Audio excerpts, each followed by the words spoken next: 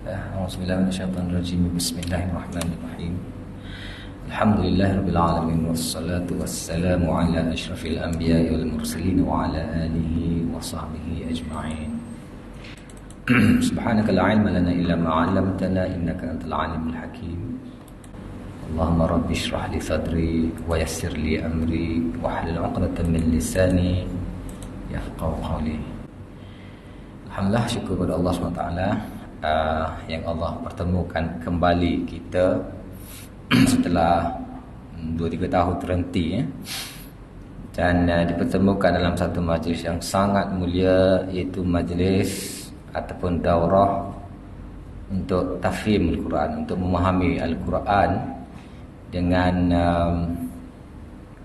apa kita kata ni, memahami Al-Quran dengan fahaman yang lengkap ataupun yang sepatutnya kita sebagai orang Islam faham, kan? Bagaimana kita tahulah masyarakat kita ini bila ditanya apa itu Al-Quran, mungkin jawapan yang berbeza yang akan kita terima daripada masyarakat. Ada orang yang nampak Al-Quran ni adalah tilawahnya saja yang dipertandingkan di majlis musabaqah ataupun majlis tilawah. Ada orang yang nampak Al-Quran ni dari sudut ruqyah saja, yang mungkin bila kita dengar bacaan Al-Quran, mungkin ni ada rumah ni ada orang kerasukan ke, ataupun ada bentuk apa ni, ataupun mungkin Al-Quran ni dibacakan mungkin untuk orang mati saja.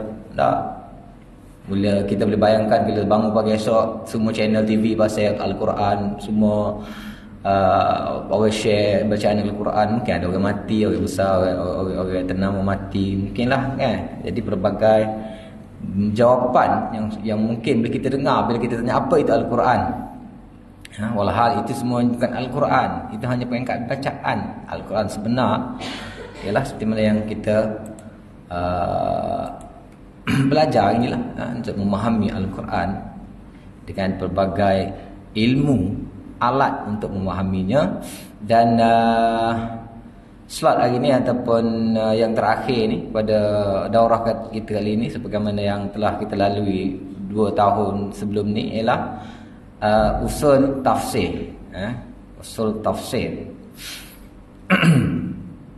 Sebenarnya madah usul tafsir ni telah disusun sendiri oleh Maulana, dan beliau telah mengajarkannya pada awal tahun 2016 lagi lah, dalam bentuk kelas mingguan, 20 usul tafsir dalam memahami Al-Quran, dan diserapkan dalam daurah kita ni.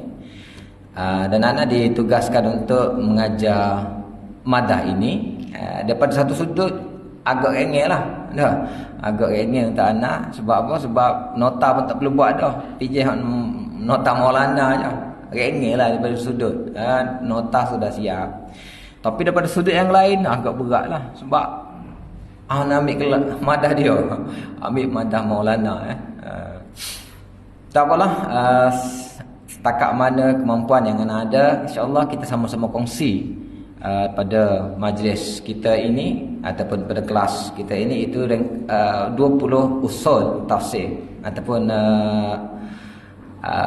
secara lengkapnya ialah ringkasan 20 usul tafsir Al-Quran.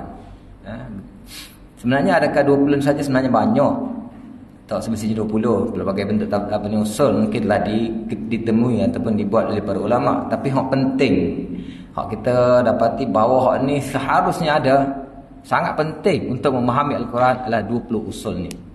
Kenapa pentingnya ilmu usul? Sebenarnya bukan Al-Quran saja memerlukan usul, semua benda perlukan usul. Kehidupan kita pun penuh dengan usul. Kita sendiri pun, hidup kita ni pun, Al-Quran bukan setakat mengeluarkan menimbulkan usul-usul tafsir saja, tapi semua usul. Usul hadis pun kita kata, belajar usul hadis pun daripada Al-Quran juga. Daripada Al-Quran juga, tentang penerimaan cerita tu, adakah kita boleh menerima begitu saja? Kena selidiki, kena tabayun, usul tabayun juga daripada Al-Quran. Apalagi tentang usul-usul yang lain, semuanya perlu kepada usul. Jadi ringkasnya ringkasan 20 usul tafsir Al-Quran yang perlu dikuasai untuk memahami Al-Quran dengan betul dan selamat. Maksudnya 20 usul ni harus kita kuasai, harus kita ingat, kalau kita gagal dalam memenuhi salah satu dari usul ini, mungkin pemahaman kita tentang Al-Quran kurang selamat, ataupun kurang betul, ataupun mungkin setengah-setengah itu langsung tak betul, tak betul langsung apabila kita melanggar usul-usul yang telah ditetapkan. Jadi Al-Quran adalah kalam Allah SWT. Bukan Al-Quran saja, apa sahaja pun seperti mana yang kita sebut ini perlukan usul, apatah lagi Al-Quran yang sememangnya perlukan usul, dan usul-usul itu sedikitlah dibuat oleh Al-Quran juga. Tak setengah-setengah Al-Quran sendiri. Kita nak ambil daripada Al-Quran sendiri usul tersebut. Jadi usul Al-Quran ataupun 20 tafsir Al-Quran, yang pertama ialah tafsir Al-Quran dengan Al-Quran, tafsirul Qur'ani bil Quran. Yang kedua, tafsir Al-Quran dengan hadis-hadis yang sahih, tafsirul Quran bil ahadits sahihah, tafsir dengan hadis ataupun berdasarkan hadis yang sahih. Yang ketiga, tafsir Al-Quran dengan pendapat-pendapat sahabat, tafsirul Quran bi aqwalis sahabah. Yang keempat, tafsir Al-Quran dengan pendapat-pendapat tabi'in, tafsirul Quran bi aqwalit tabi'in. Yang kelima, tafsir Al-Quran berdasarkan pendapat-pendapat yang bersesuaian dengan kaedah-kaedah bahasa Arab. Tafsirul Quran bima yuwafiqu qawaidil lughah ataupun yuwafiqu qawaidil lughatil arabiyyah. Yang keenam, tafsir Al-Quran menggunakan fikiran, tafsir Al-Quran birra'yi. Yang ketujuh, tafsir berpandukan ayat sebelum dan selepas, dipanggil tafsir Al-Quran bima sabaqa wa ma lahiqa minal ayat. Yang ke-8, tafsir ataupun memahami Al-Quran berdasarkan tertib turun, Al-Quran, fahmul Quran ala dha'it tartibin nuzuli. Yang ke-9, memahami Al-Quran berdasarkan tertib Al-Quran yang ada, fahmul Quran ala dha'it tartib al-kitabi. Yang ke-10, mengetahui struktur makro, topik umum, mesej utama ataupun paksi sepintas lalu sekali pandang setiap surah, ma'rifatun nazmi, ma'rifatun nazmil jali likulli surah. Yang ke-11, mengetahui tajuk perbincangan khusus setiap surah, ma'rifatul mawdu' al-khas likulli surah. Yang ke-12, mengetahui struktur makro, ini kesinambungan suatu lafaz dengan satu lafaz yang lain, ataupun perkaitan antara satu perkataan dengan perkataan berikutnya dalam setiap ayat Al-Quran, ma'rifatul nazmil khafif fi kulli ayat. Yang ke-13, mengetahui kata kunci dalam setiap surah, ma'rifatu kalimatin daliliyah fi kulli surah. Yang ke-14, mengetahui kesinambungan antara dalil dan madlul dalam sumpah, ma'rifatul munasabah bainad dalili wal madlul fi aqsamil Quran. Yang ke-15, mengelak diri daripada mentakwilkan ayat-ayat mutasyabihat, al-ijtinab an ta'wil mutasyabihat. Yang ke-16, mengetahui sebab turun ayat Al-Quran dan apa-apa yang bersesuaian dengannya, ma'rifat asbabin nuzul wa ma yantabiq 'alaiha. Yang ke-17, mengetahui ayat-ayat menasahkan dan ayat-ayat yang dimansuhkan, ma'rifatun nasikh wal mansukh. Yang ke-18, mengelak diri daripada tafsir golongan-golongan sesat, al-ijtinab an tafsir al-firaq ad-dalah. Yang ke-19, mengelak diri daripada riwayat-riwayat Israiliyat dalam penafsiran Al-Quran, al-ijtinab anir riwayat al-Israiliyat fi tafsir Al-Quran. Dan yang ke-20, bercermat dalam tafsir Al-Quran menggunakan sains moden, al-ihtiyat fi tafsir Al-Quran ala dha'il ilmi al-jadid. Jadi ini ke-20 usul ini adalah usul yang sangat penting dalam konteks kita hari ini. Dan kalau kita perhati, sebenarnya usul ni sudah mencukupi dalam mengawal kita daripada berlaku penyelewengan penafsiran. Tapi sayangnya kalau kita perhati hari ini, usul-usul ini diabaikan. Banyak orang yang cuba nak mentafsirkan tapi melanggar terus. Nak kita kata beberapa usul tadi, contohnya mutasyabihat, sepatutnya asasnya kita ialah selagi kita boleh elak, selagi kita tak payah usik dia, jangan usik.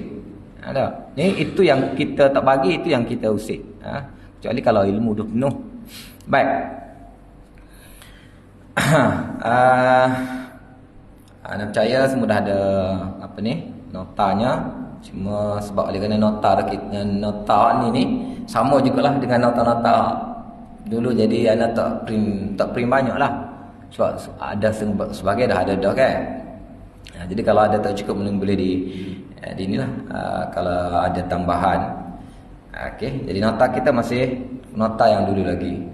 Dan sebenarnya kalau mengikut perjanjian, guru-guru yang mengajar ni Maulana pernah cadangkanlah sebelum dulu, setiap orang akan pergi satu madah 3 tahun dan akan digili-gilikan untuk memberi kemantapan kepada guru-guru yang lain untuk ambil madah. Mungkin anak kalau gitu anak ni tahun akhir ni tahun ketiga dan apa 2018 2019 Lepas tu kita break. Sekarang ni 2023 mungkin tahun seterusnya orang lain lah yang akan ambil madah usul tafsir. Okey. Baik, untuk tidak memanjakan masa sebab tadi melewat ada masalah teknikal sikit, tengah tukar laptop Kita terus ke usul yang pertama, iaitu usul tafsir Al-Quran dengan Al-Quran. Mungkin setengah orang tak biasa dengar ni. Ada tak Quran tafsir Al-Quran? Sebab Quran sebagaimana kita tahu, bahasanya, kata-katanya adalah ringkas. Dia ada yang tafsir, tapi banyak yang ijmal, banyak yang ringkas. Dan teknik penceritaan dia pun, dia sangat-sangat ringkas. Dengan masuk kalau pemilihan antara menggunakan bahasa yang panjang dengan yang pendek, antara itnab dengan apa kita kata dengan ringkas, maka dia akan menggunakan kaedah yang ringkas. Jadi Al-Quran tu memerlukan tafsiran. Al-Quran tu dia ringkas. Sebab tu kalau kita tengok dalam usul yang kedua, apabila Al-Quran memerlukan hadis untuk mentafsirkan ataupun menghuraikan ayat Al-Quran, kita nampak sebab hadis dia panjang. Dalam satu bab kalau dia ataupun dalam banyak-banyak hukum kita tengok bahawa hukum-hukum yang besar, tak payah pergi jauh lah, 5 rukun Islam tu pun solat sendiri, zakat sendiri, Al-Quran hanya menyentuh secara sangat-sangat ringkas. Aqimus salah, takut tu je. Okay. Dan bagaimana rukunnya apa dan seumpamanya harus jelaskan oleh hadis. Dari sudut masa, Al-Quran hanya cukup ringkas saja. Inna salata kanat 'alal mu'minina kitaban mawquta. Bila berapa kali sehari? Yang menyebut 5 kali adalah hadis, dan yang menentukan waktu subuh macam mana, zuhur macam mana, semuanya hadis. Jadi bila hadis mentafsirkan Al-Quran, kita nampaklah logiknya, sebab hadis tu dia setengah-setengah bab. Kalau kita baca hadis kan, okey, bab apa? Bab taharah ke, bab apa? Bukan banyak lagi hadis. Riwayat-riwayat yang lebih kurang dan kitab-kitab yang cukup banyak. Tapi Al-Quran ni macam mana Al-Quran boleh mentafsirkan Al-Quran? Sebab kita tak tahu kan, sebenarnya sangat banyak dan sangat kemah ayat Quran menjelaskan Al-Quran.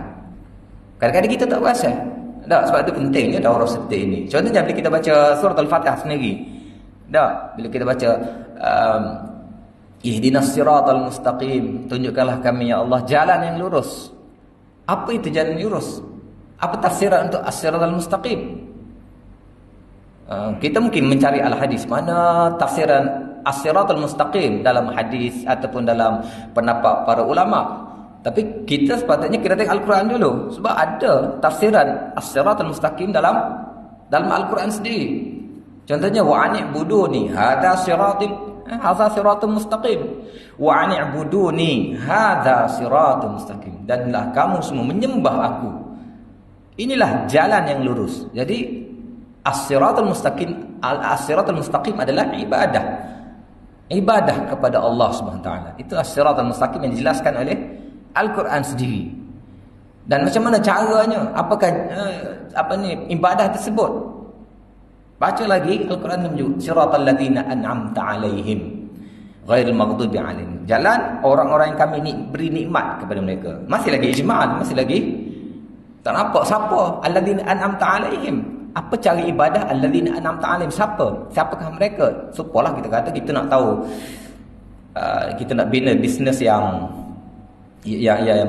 maju. Mungkin carilah ahli-ahli bisnes, pakar-pakar dia yang ni. Jadi siapa pakar-pakar as-siratal mustaqim yang Allah sebut alladzina an'amta alaihim, ada disebut dalam ayat yang lain.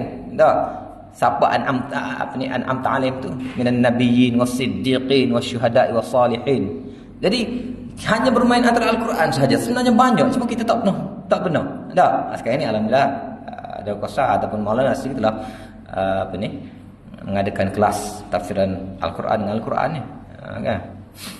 Ataupun ihdinas siratal mustaqim, Al-Fatihah tu dikatakan itulah dia punya inti dia.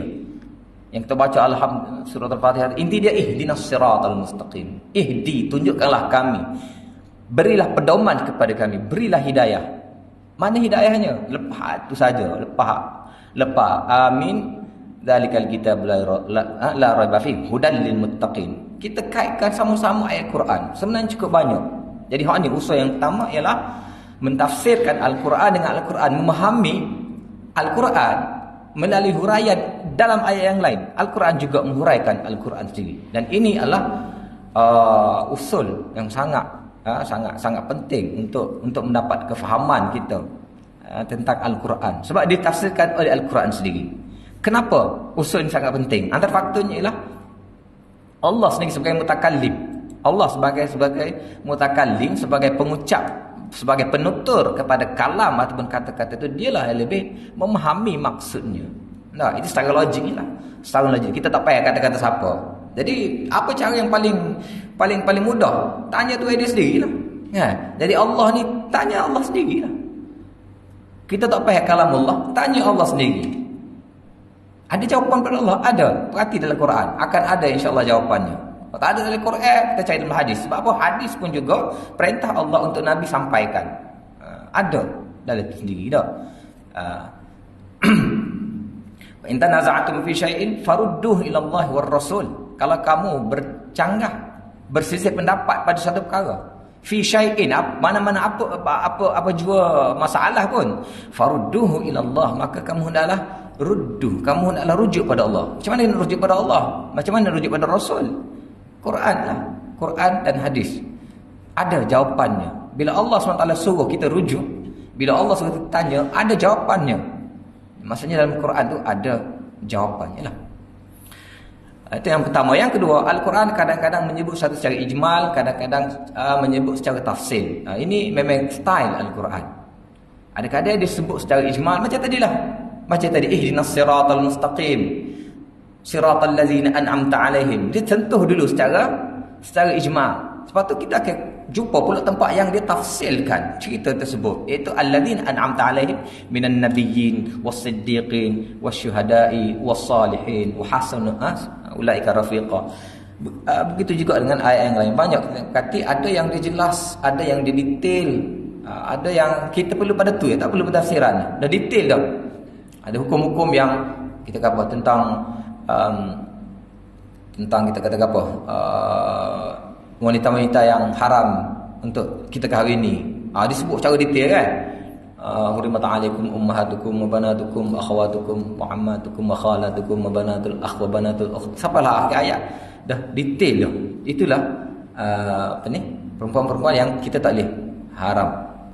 Masuklah wal musannatu minan nisa. Memanglah lain boleh. Ada tak perlu pada, ada yang perlu kepada penafsiran.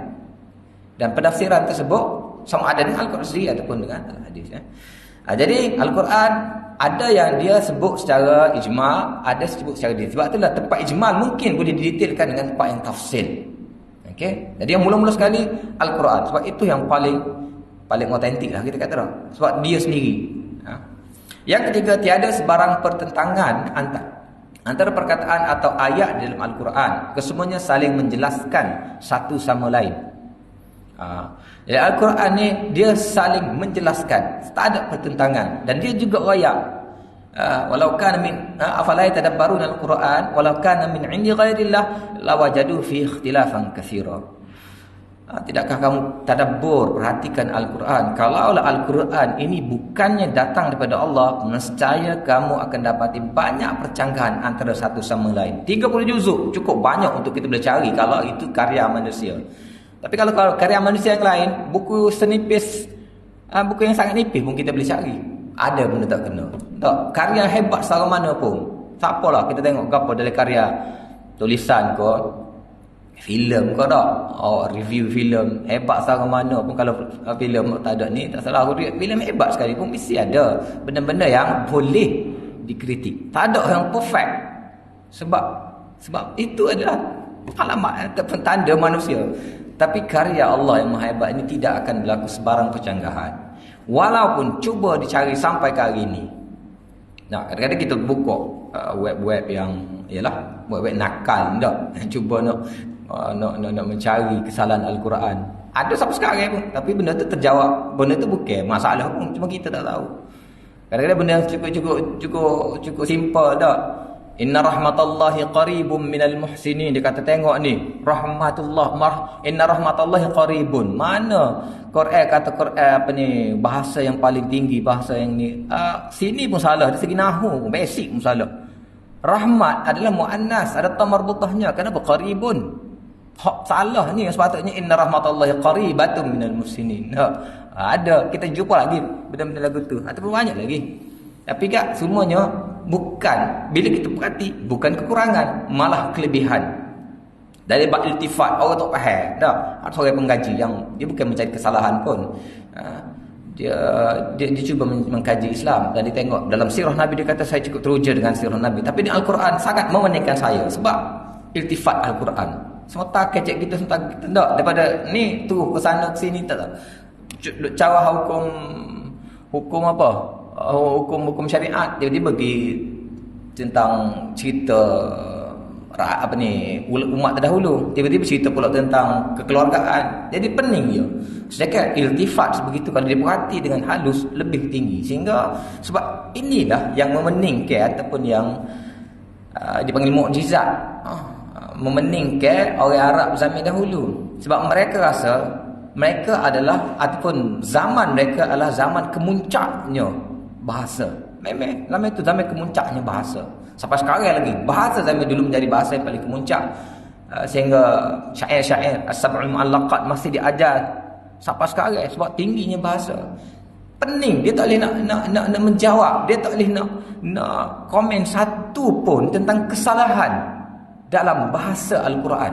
Satu kesalahan pun tidak boleh disebut, malah makin diperhati makin tinggi dari segi bahasa. Sebab itulah timbul masalah Rasulullah ni gila lah, sihir lah, syair lah. Itu pun susah untuk setakat boleh royak kan.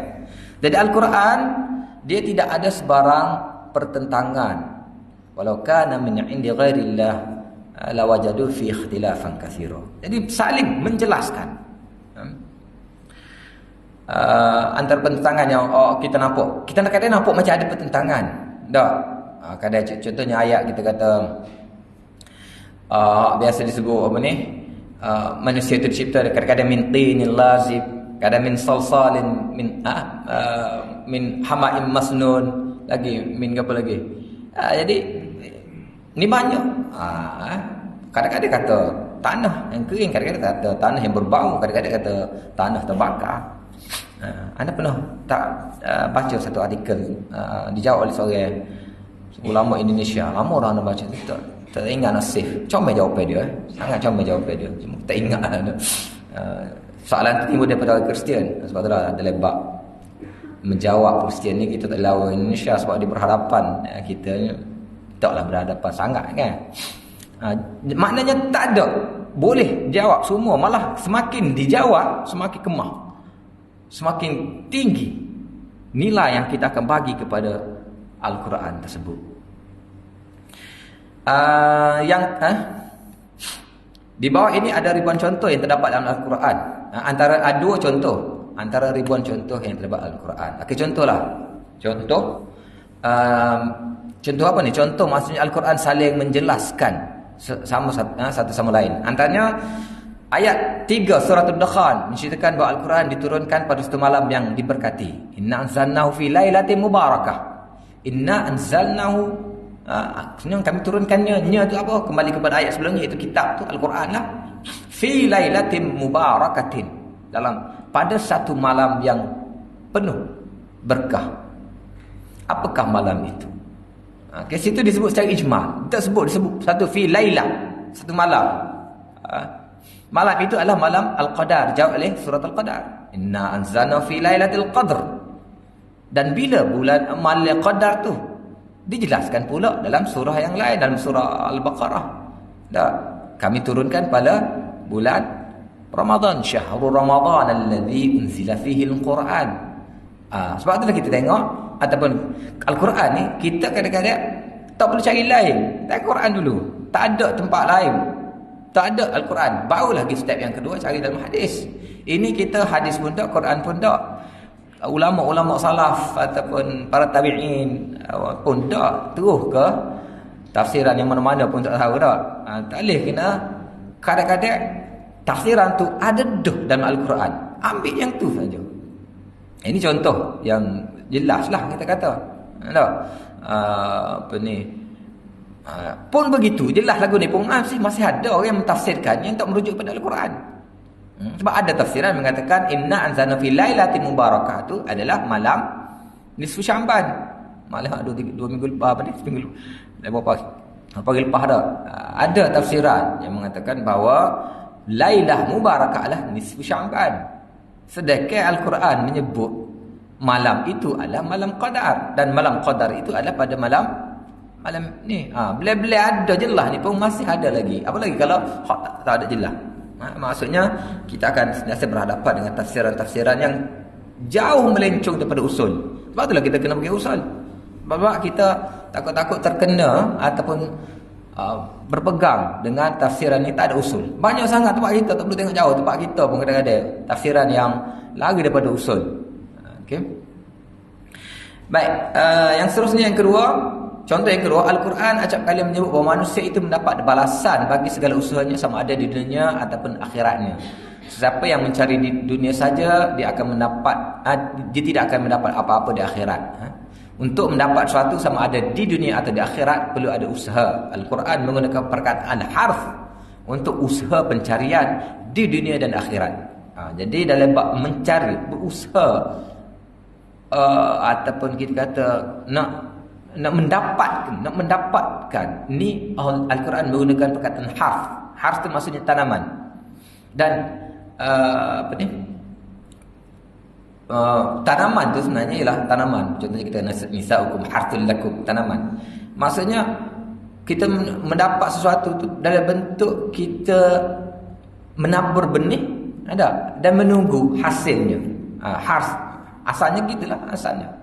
Tapi Allah menggunakan, jadi macam mana kita nak memahami perkataan harth dalam usaha mencari dunia? Kena tengok dalam beberapa surah yang lain yang ada perkataan harth. Contohnya dalam surah Al-Baqarah ayat 223 dan surah Nisa ayat 34 dan surah Asy-Syura. Dan kita kaitkan semua sekali. Kita tengoklah ayat-ayat ni dalam nota ada tak? Nota ada. Contohnya kalau dalam surah Al-Baqarah, nisa'ukum harthul lakum fa'tu harthakum anna syi'tum. Dalam surah ayat 34, man kana yuridu thawabad dunya fa'indallahi thawabud dunya wal akhirah.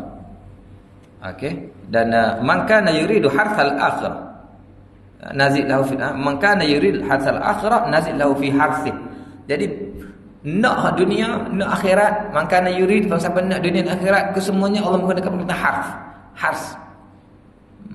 Jadi ada kaitan belaka tu. Cuba kaitkan ke semua ayat-ayat tersebut tentang apa kaitan mendapat ke dunia dan akhirat dengan perkataan harf. Usaha dari sudut kalau asalnya tanaman lah, tanaman. Baik, itu yang pertama. Yang kedua, tafsir Al-Quran dengan hadis-hadis yang sahih. Kita sepatutnya ada 20 usul. Kalau kita bagikan daripada masa, satu usul, kalau satu usul sehari 20 hari habislah dah. Tapi ada usul-usul yang panjang. Ada usul-usul yang mungkin usul ke-17 ke, sebab nasib masuk mungkin panjang lah. Mungkin satu usul tu kita bahaskan 2-3 kali ataupun 2-3 hari. Jadi kemungkinan ada satu hari 2 usul. Gitulah. Tak semestinya 20 usul tu kita bahagikan kepada 30 dengan dengan yang sama dah. Jadi usul yang seterusnya adalah tafsir Al-Quran dengan hadis-hadis yang sahih. Maksudnya yang pertama, tengok dulu Al-Quran, sebab Al-Quran itu kalam Allah sendiri. Apa-apa yang dijelaskan oleh Al-Quran itu adalah kata-kata daripada Tuhan punya hak, yakni mutakallim sendiri, orang yang berbicara sendiri. Yang kedua, tafsir Al-Quran dengan hadis yang sahih. Tafsir hadis yang sahih selaku sumber yang kedua dari langit juga bererti mentafsirkan dengan wahyu. Baik. Apabila kita menyebut hadis yang sahih, kita kena ingat hadis juga sebenarnya adalah wahyu. Ulama telah membagikan dua bentuk wahyu. Satu, wahyu matlu dipanggil. Wahyu yang dibaca dan bacaannya diberikan pahala. Setiap bacaan, bukan setiap bacaan, setiap huruf itu dikira hasanah ataupun pahalanya. Ibadah, membacanya adalah ibadah. Itu Al-Quran. Baca dia tak boleh lawan. Zikir yang paling baik adalah Al-Quran. Dari sebutan bacaan dia adalah ibadah. Tidak ada tempat yang boleh menggantikan kelebihan ini. Apalagi selawat-selawat yang direka oleh orang, tak boleh lawan. Baik, gantikan dengan Al-Quran. Tak ada khilaf bahawa itu adalah zikir yang terbaik. Setiap hurufnya diberikan pahala dan boleh digandakan mengikut keadaan pula. Gandaan 10 hasanah ke 70 hasanah ke 700. Jadi hal tu dipanggil matlu, wahyu matlu. Wahyu yang dibacakan dengan tilawah. Bacaannya dikira tilawah ataupun ibadah. Satu lagi, wahyu ghairul matlu. Wahyu yang tidak sebegitu. Maksudnya bacaannya tidak dikira ibadah. Bukan maksudnya tak baca tu bukan ibadah. Hadis juga dibaca dapat pahalanya. Boleh juga pahala, tapi bukan serupa Quran yang dikira hasanahnya mengikut ni, dan bacaannya tidak boleh dibaca dengan kaedah yang lain selain daripada kaedah bacaan yang sebenar. Dia tidak ada riwayat bil makna lah. Kalau Quran ni, kalau hadis kita boleh riwayat bil makna, ataupun kita boleh quote hak mana kita nak. Hadis yang panjang kita quote point yang kita nak. Taktik dia tak ada masalah, sebab hadis ni kita boleh ambil point dia. Dan kalau baca salah tak betul daripada sudut perawi, tak boleh lah dia jaga lah benda. Kita salah tak betul, tidak seperti Al-Quran. Al-Quran tak boleh. Dan kita boleh cover balik ataupun boleh perbetulkan balik. Kita kata kama qala sallallahu alaihi wasallam kan. Kita baca hadis, akhirnya kita kata kita tak ingat sangat lah. Kita kata kama qala sallallahu alaihi wasallam. Tak apa, jangan rasa berdosa. Tapi Al-Quran tak boleh. Tak boleh kita kata kama qala Allah. Tak ada baca kama qala Allah. Tak boleh. Itu yang Quran. Itulah kena baca. Tak boleh baca lain. Satu baris pun, satu harakat pun tidak boleh ditokok tambah. Jadi ghairul matlu maksudnya bukan macam Al-Quran lah, tapi bacaan hadis tu tengok atas niat, dapat pahala kalau kita baca hadis kan. Sebab ia ni juga adalah perintah pada Allah SWT untuk berpegang dengan hadis. Jadi Al-Quran juga Al-Hadis juga merupakan wahyu. Dengan maksud usul yang kedua, kita juga masih lagi mentafsirkan dengan wahyu. Mentafsirkan wahyu matlu dengan wahyu bukan matlu. Sebab Allah SWT mengatakan wa ma yantiqu 'anil hawa in huwa illa wahyun yuha. Nabi itu tidak pernah berkata-kata daripada hawanya, melainkan kami wahyukan. Pernah sekali Abdullah bin Amr bin Al-As kan, apabila dia ditegur oleh sahabat-sahabat yang lain kena mencatat segala-gala apa yang Nabi sebut dicatat belaka. Sedangkan anak Nabi juga pernah larang mengikut sahabat-sahabat yang lain, sahabat lain tegur dia pun pergi jumpa Rasulullah kata, demi Allah, catatlah apa yang aku tulis, apa saja yang keluar daripada mulut aku semuanya adalah kebenaran. Kan? Menurut Ahlussunnah wal Jamaah, tafsir Al-Quran yang bercanggah dengan hadis-hadis sahih dan tidak masukh adalah satu bentuk tahrif, yakni bentuk penyelewengan. Al-Quran yang tafsirannya bercanggah dengan hadis yang sahih, maka itu bentuk tahrif. Banyaklah sangat banyak. Kan? Kita pernah jumpa dengan golongan-golongan yang sesat, pak-pak kita pun yang golongan tak semaya tak. Dia kata apa tak semaya? Sebab Al-Quran suruh berhenti dia bersemaya. Mana dalam ayatnya? Dia kata wa'bud rabbaka hatta ya'tiyakal yaqin. Wa'bud rabbak hatta ya'tiyakal yaqin. Sembahlah Tuhan kamu hingga datang keyakinan ke dalam diri kamu. Jadi itu hatta apa ni? Wa'bud adalah amar, amar adalah suruh. Suruh itu ada had dia panggil had. Ada dia punya ghayah dia. Ghayah duduk di hatta. Sembah tu masa mana? Sembahlah sampai ke sini. Sampai situ kena berhentilah. Sebab ghayah-ghayah ni dia sampai suklah. Sampai ke tempat terakhir, lepas tu kena berhenti. Jadi Al-Quran mengatakan sembahlah Tuhan kamu sehingga sampainya ghayahnya ialah keyakinan datang kepada kamu. Jadi kami dah yakin. Jadi orang sembah ni sebelum datang keyakinan, sampai peringkat yakin, maka tak boleh lagi sembah. Sebab tu kami tak semaya. Okey, itu Al-Quran. Dia bukan baca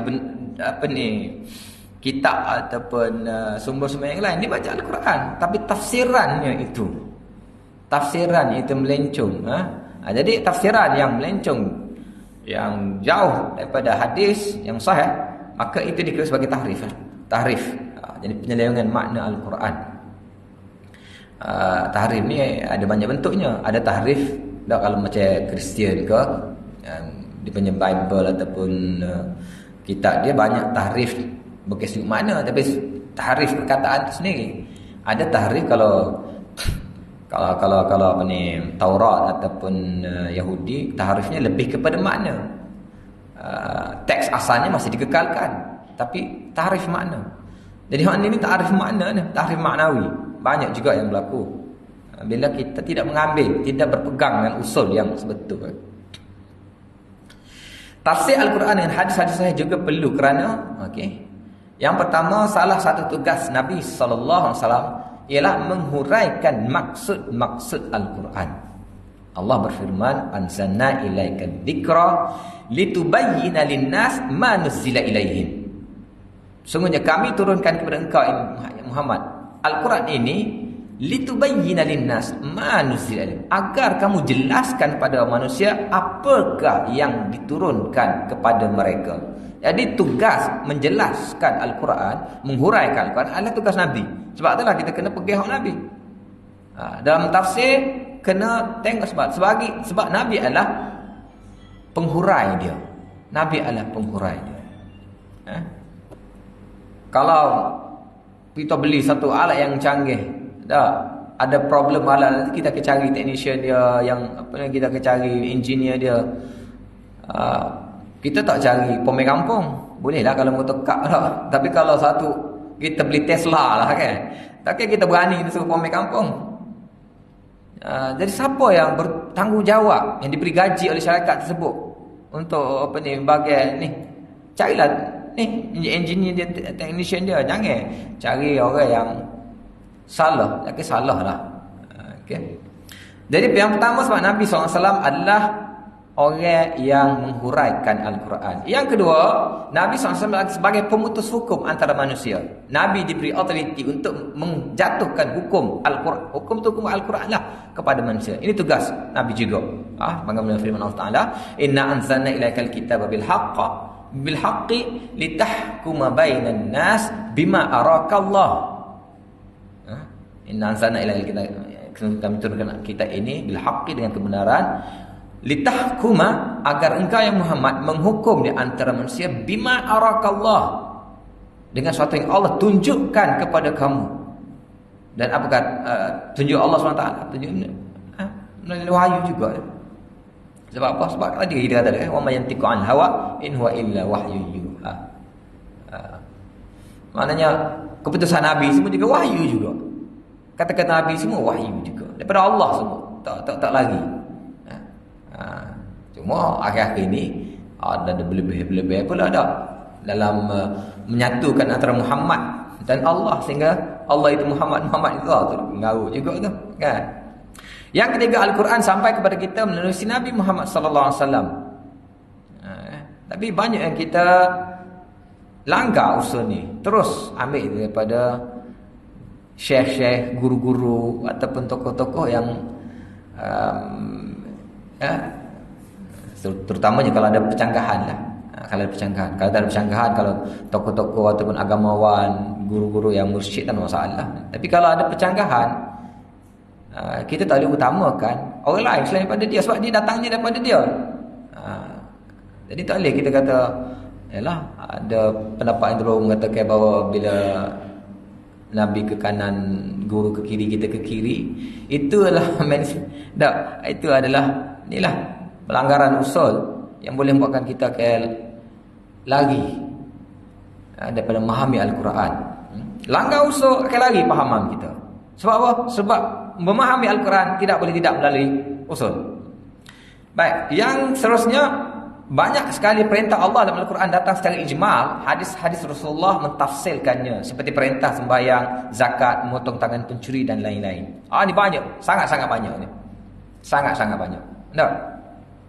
Jelas sekali semaya, aqimus solah. Bila kita tanya mana hukumnya wajib semaya, semuanya akan mengatakan aqimus solah. Aqimus solah, itu kewajipan dia. Diperintah tersebut. Amar al-aslu fil lil wujub, asal pada arahan dari istilah ataupun daripada pihak atas kepada pihak bawah, dari segi bahasanya. Bahasa juga ada usulnya sendiri. Yang ini kalau dari segi ini konteks ayat ini adalah daripada Allah sebagai khalik kepada kita manusia adalah wajib. Jadi wajib sembahyang duduk di aqimus solah. Tapi di aqimus solah saja adakah mencukupi untuk kita mendirikan sembahyang tanpa kita merujuk kepada tafsiran hadis. Bab ni pula sebutan kitab pula dia buat. Dia semaya dah kitabus solah. Zakat kita juga waktu zakat. Apa barang zakawi dia? Siapa yang nak kalau siapa Nabi mungkin ada dalam Quran sebut kan. Innamas sadaqat lil fuqara wal masakin wal 'amilin. Adalah situ detail untuk ni, tapi untuk barang zakawi itu berapa? 2.5% tu. Berapa wasak, itu semua dijelaskan oleh hadis. Sama juga dengan memotong tangan pencuri. Al-Quran mengatakan faqta'u aydiyahuma as-sariqu was-sariqatu faqta'u aydiyahuma. Pencuri, tak ke lelaki tak ke perempuan, potong tangan. Mana tangan dalam bahasa Arab? Tangan dalam bahasa Arab letak daripada hujung jari sampai ke bahu. Maksudnya nak potong mana? Boleh belakalah. Kalau kita tak merujuk pada hadis, boleh berlaku nak potong mana? Dalam ayat wuduk Allah menggunakan aid juga. Faghsilu faghsilu wujuhakum wa aydiyakum. Aid juga sini ilal marafiq. Yad juga. Lepas tu dalam bab menulis sana ayat menulis dengan jari-jari tu, menulis dengan tangan. Katabu bi aidiyahum ayat tu. Tulis dengan tangan. Adakah kita menulis dengan tangan? Tulis dengan jari kan? Tulis dengan jari. Jadi jari-jari pun boleh juga pakai yad. Jadi kalau kita nak pakai hak mana yad ni? Sebab yad ni boleh berlaku. Nak jari ni pun boleh nak potong, dia juga yad, sudah memadai. Nak pergelangan tangan pun yad juga, nak siku pun yad juga, nak sapak bahu pun yad juga. Kan? Jadi ijmal perkataan yad itu sendiri harus ditafsirkan oleh hadis. Banyaklah Quran Allah kata wa in kuntum, kita masuk boleh puasa ni kan, wa in kuntum maridan aw ala safar. Marid dan safar sangat-sangat umum. Marid, kalau kamu sakit ni sangat umum. Sakit ni sangat umum. Muhammad bin Sirin pernah sekali orang pergi cari mulut dia. Hari tunggu dia tubik bila puasa, dia pun tubik bila lelap mulut dia. Dia tak puasa hari tu. Dia kata sorry lah, saya tak puasa hari ni, sakit tangan. Dia kata sakit tangan tak puasa. Sebab apa? Sebab sakit tu umum kan. Awala safar juga umum. Yalah kalau kita belajar dalam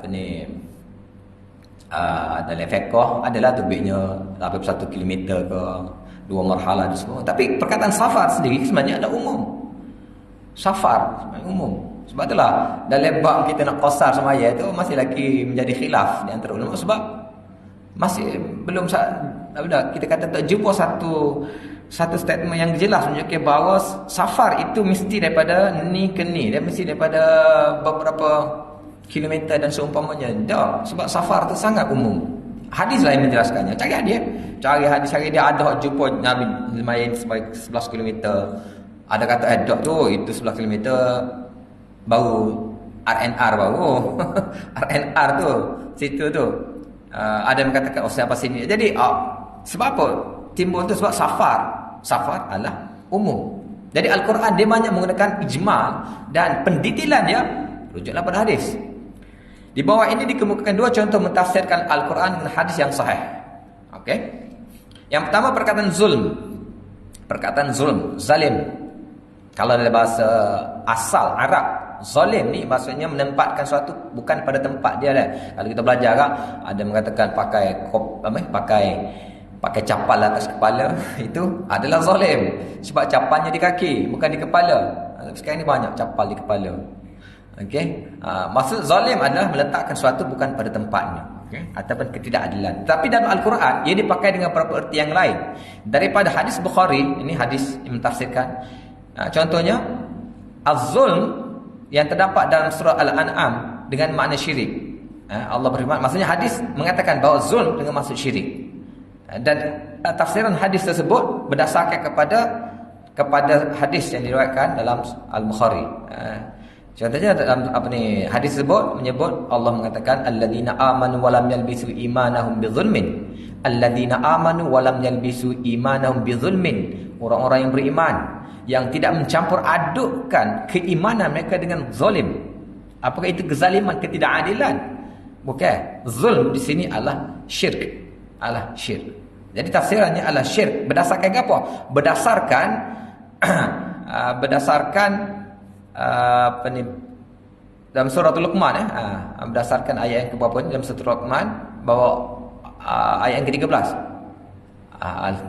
Luqman mengatakan kepada adanya wa qala Luqman li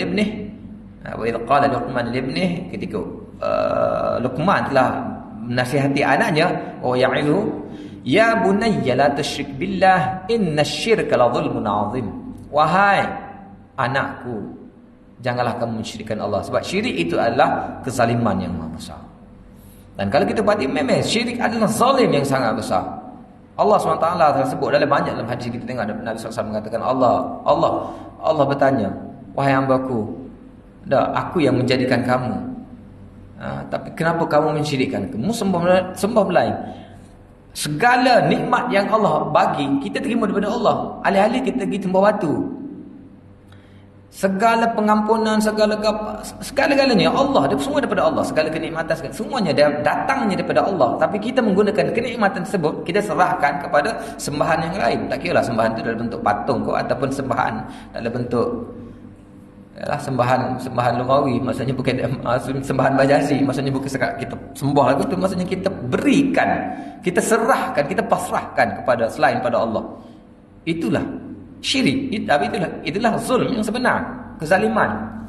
Tidak sepatutnya lah.